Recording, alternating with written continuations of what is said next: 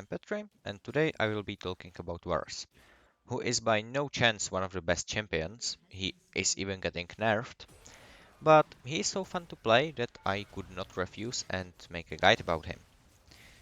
As always, I will ask you to press the subscribe and like button, and now enjoy. For me, Varus is a recreational champion, so I will recommend you the best rune page that is being used right now, and then my favorite. First off, we got Hell of Blades, which is really good for early traits and assassination kind of playstyle, which is what suits Varus the most in this situation.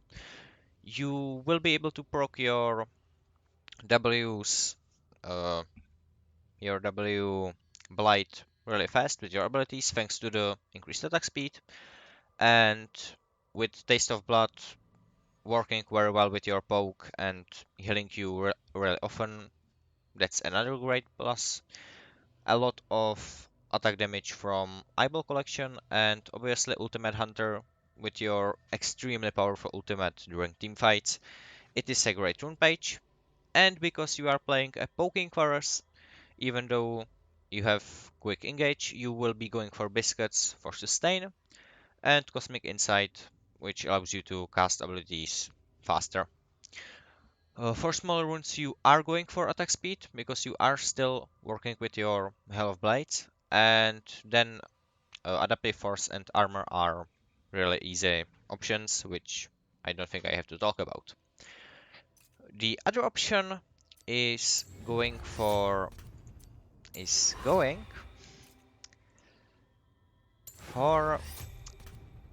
Arcane Comet. Arcane Comet Wars. Yes. Uh, this is a rune page which may not be the strongest. It basically does the same as the Hail of Blades, but it relies mostly on poke. And I play this because I just want to be obnoxious and not let anyone in my lane. So obviously you will be going for Arcane Comet, which basically means that you will be going for E level 1, so you can hit it. Then you will be going for Mana Flow Band, which will increase your mana overall, and you will be using your abilities a lot in this build, so Mana Flow Band is really useful. Then you will probably be going for Absolute Focus, since it is probably the best option. You are ADC, so most of the time you will be above 70% of your health, or you are dead. So the increased damage is really nice. You can also try to go for Transcendence, but I think that Absolute Focus is a safe option. And lastly, you are poking, so Scorch is easy pick. Also, somehow I have gotten so many kills thanks to Scorch when I was using this build that it is a really easy choice for me. And for secondary tree, you can go the same build as before, meaning that you will be going for Biscuits, that is extremely vital on Varus. And then you can go either for Cosmic Insight or Magical Footwear, where I prefer Magical Footwear because it uh, allows you to buy your attack items faster. And for smaller runes, since you are not relying on your auto attacks that much, you will be going to Adaptive Forces and Armor or Magic Resist, depending on the matchup you are going against. If you feel like you want to go for attack speed, you possibly can, but in that case, you can just go Halo Blades instead of Arcane Comet. That is going to be everything for runes. I will see you with the abilities and items in the game. Okay, so first off, Varus is a mobile ADC, so flash is instant and heal is standard. I don't think that there is many things you have to change. Sometimes I guess you could possibly go for exhaust if there are a lot of assassins on enemy team and your support refuses to take it, but that's the only exception. For items, on the other hand, there are some cool options. First off, on level 1, you can decide if you want to go for Tear of the Goddess, which I would highly recommend getting early since you don't have that much kill pressure, and Drone's Blade, which is the other option, might not have to be that game changing. However, if you are going for Hell of Blades, you can take it and get those nice traits and possible kill in the early levels. If you are going for the Comet, take Tear of the Goddess every single time. There's not much of a discussion. After you do get your starter items, you will be looking to quickly get your mythic, which for Varus is going to be an assassin build. You can see those. You can see a lot of people going for Ravel's Claw, which obviously increase damage. You will get lethality passively. I like Duskblade, and the reason for that is simple. First off, it grants you cooldown reduction, which for bars is really useful since even without it, your abilities already have pretty manageable cooldowns, and getting your Q with, as you can see right now, I have no damage items and it already deals 400 on max, and just quickly get Duskblade. 500 without almost anything. Every 5 seconds about is really useful. But most importantly, I take it because of its unique abilities, which is Night Stalker. And reason for that is simple. If you, as a Varus, will kill a champion, which will deal damage to a champion that dies, which will happen really often since thanks to your range, you will be damaging almost every single fight you are near. You will become invisible and gain a movement speed, Only which for cowards ADC flee their is fate. extremely powerful. And Varus, who is basically immobile, and it's one of the reasons he's basically so unpopular, will have so much utility just not being nobody being able to target him because invisibility.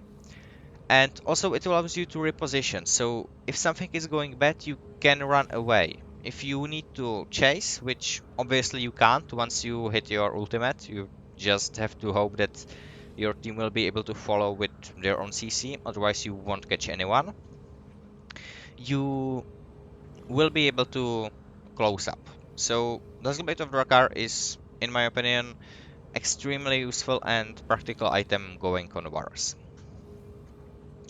However, after you're done, your boots are really simple. You are not going for auto attacks. With with my bells, you're not going for auto attacks. So boots of lucidity, another cooldown reduction, and after that, you are pretty much able to go for whatever you want. Serilda is extremely powerful item. It gives you armor penetration, AD, ability haste, everything I built on Varus. And most importantly, it slows enemies, so no longer do you rely only on your E, your Q can now slow everyone you want. Uh, Obviously, before you get Serelda, or after, depending on how often you trade, you will probably be able to buy Manamune. Thing is, Manamune is really nice, and the AD it grants is obviously powerful, that is why you're building it. But I would usually buy it once you can transform it into Muramana. Other, Otherwise, it won't have that much use. Wow. Oh, I can't. Anyways, uh, once your Manamune is transformed, I would buy it. Otherwise, just go for Cyrilda first. And then, for your last two items, again, depends on your situation. Because I just am the way I am, I often buy collector because I like executing everyone with every champion I play. So that is an option. But otherwise you want to build full lethality. So Edge of Night, great item. It will grant you the survivability. And I would probably recommend going at least buying stopwatches, and then you can buy either Guardian Angel, or if you feel that you can build uh, combined combined builds, you can obviously go for I do what I must. Zonias. If you feel like you don't need that much survivability, you can pretty much go anything that is lethality. You wanna go for collector? Go for collector. You wanna go for Yomus, which is probably the worst lethality item on Varus, even though I was talking about him being immobile. This is just a bit impractical. It is probably better than going for Umbra Glaive because it has better stats, but there is a lot of options. One thing I would like to talk about is going for anti-heal. In most of the games you usually don't need to buy it since your E provides anti-heal for you. But there may be some games where you happen to, for example, go against extremely fat Aatrox, or enemy team is just really relying on healing, and then in those really edged fights, you want to go for Mortal Reminder. Otherwise, I would probably just go for the obnoxious build and buy I am Collector. forsaken. Now, abilities. And this is gonna be pretty, pretty fun one. First off, passive is really simple. Every time you kill a unit, you gain increased attack speed. If it's a champion, it is doubled. This means that during the laning phase, even if you don't build attack speed, you are able to farm pretty easily, because once you kill one minion, you will be killing every single one. Combined with your powerful auto attacks, caused obviously by your assassin build, means that you will be able to one to two shot most of the minions, and if you hit them with your Q first, you will have extremely easy farming. To the Q. It is an extremely long range skill shot, which, unlike in the new mobile game, is charging like this. After up to you can oh my goodness. Uh, you can charge up to 4 seconds. If you would not happen to press the key again, half of the cost will be refunded. If you do, you will fire this giant arrow, as you can see, with With increased nothing to range, lose. which will damage everything in its path, dealing reduced damage with each enemy hit by, I believe, up to 1/3 of the damage. This ability is extremely useful in Varus. You will be usually upgrading it on second level, because Hail of Arrows is more safe way to deal damage. But you can easily go for it if you feel that you will be in danger in line and just want to farm from safety and other things. It is also really easy to get the free first melee minions with this ability if you happen to go from the side. Turret plating will fall soon. And that's pretty much everything I can say about this right now. Your damage is obviously increasing with the range, and that's it. It's really basic and really fun ability to use, and Varus's signature move. Then we got W, which does pretty much everything. First Getting off, every closer time you draws auto-attack an me. enemy, you will the additional magic damage, which is scaling with magic damage, and you will apply Blight, which is demonstrated by this little weird tentacle thing. For every Blight stack enemy has on them, when you hit them with ability, you will deal them damage, which is scaling with their maximum health. Face oblivion. Also, if you do hit them, cooldown on your abilities will be if you do hit them, cooldowns on your abilities will be reduced by up to 36%. It is 12% for Blight Stack. What this does is you will be pretty much really good at dealing with some kind of bruisers. You're not necessarily strong against tanks, but you have maximum health damage, which is magical, while most of your damage is physical, so you have this combined build. And it allows you to use your abilities really often because you will be getting that 30% reduction on your cooldowns. Another thing to note is that you have also an active ability, Feel no which regret. will deal additional damage based on target's missing health when you hit them with your Q. It is scaling with charge time of your Q, so it is going from 14 to 25%. Also, one thing I every time forgot, your Q charging time also increases the damage you deal with blight damage, so you will deal more max health damage if your Q is charging for a longer time. And lastly, we got Varus's E, a hail of arrows, which will deal damage in an area, and every target in the area will be slowed and will get 40% grievous wounds. The slow is increased with levels, so this is the ability you will be getting on your first level, and then you will be upgrading it second. Your Q is first, E second, and then you go for your W, which basically increases the damage from Blight. The on-hit magical damage is not that much important unless you are going AP Varus. And lastly, we got Varus's ultimate, Chain of Corruption, which is again long-range skill shot, which will root the first enemy hit for 2 seconds and deal magic damage. Over the time, they will be applied blight stacks. As you can see right now, once the root is over, they have 3.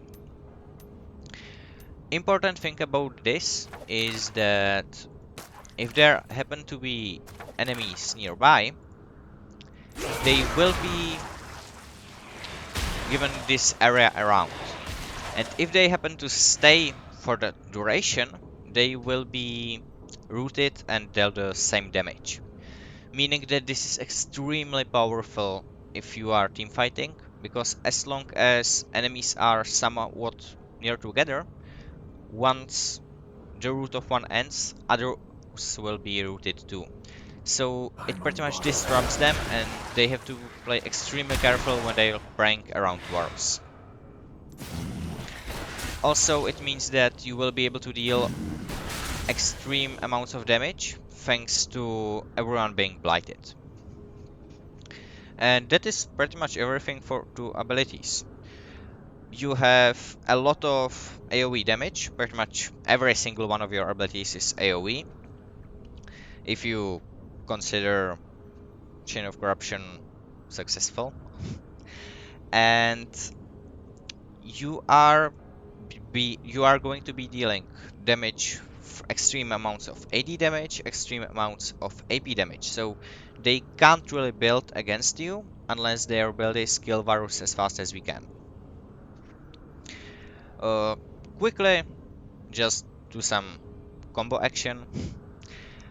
You will always be trying to initiate fights with your ultimate, so you can also use this during cleaning phase to get quick and easy kills. So what you want to do is use your ultimate, at the same time cast your E, which will instantly proc that one proc that one blight stack, then auto attack the target, so it will get back up to 3, and then if they are, for example, ADC, so they should already be somewhat low, you can go for your blighted quiver with your Q, and that should refund the cost of your E. So it should look something like this. No salvation. And your E and Q would be ready again. And this is extremely quick way to kill enemies. If they are not expecting you, it is extremely easy. The way your ultimate works, it is, as you can see, pretty fast, and if there are some particles going on, they may not even see it. So it is really safe. One last thing I can talk, if we are talking about combos, you can also use your Q and oh, oh my goodness.